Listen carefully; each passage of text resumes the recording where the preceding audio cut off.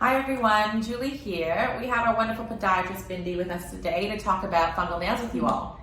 So I know as a woman we like to have clear nails, and one thing that might bother us is if they were discolored by a fungal infection.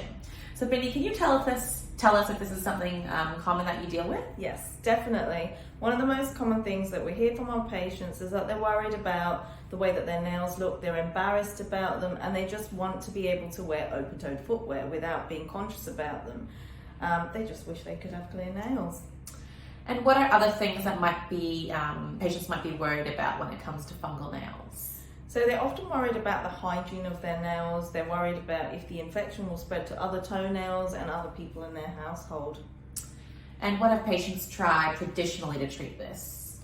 So we hear most of our patients have tried nail paints from the chemists, but they've not had much success with this because they're complaining about the way that they have to put the application on daily, and it's really just too much effort. And worst of all, it didn't even do anything, which is also reflected in the research. And what's the second most common treatment?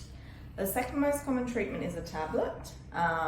It has a good success rate of about 70%, but there is a high level of risk with kidney and liver damage, and also more than half of our patients end up feeling rather unwell from it. However, we may recommend this as a second-line treatment for those patients that may be in their 20s and 30s. Is there better technology out there? Is there any other treatment options out there? Yes, definitely. So there has been, in the last 5 to 10 years, a lot of technology development with lasers. So now we have hot and cold lasers. And which one's better, so the hot or the cold laser? We've had both over the past 5 years, and I definitely have to say the cold laser. The cold laser has the most superior success rate, and it's completely painless. The problem we had with the hot lasers is that the success rate was lower and rather uncomfortable for the patient.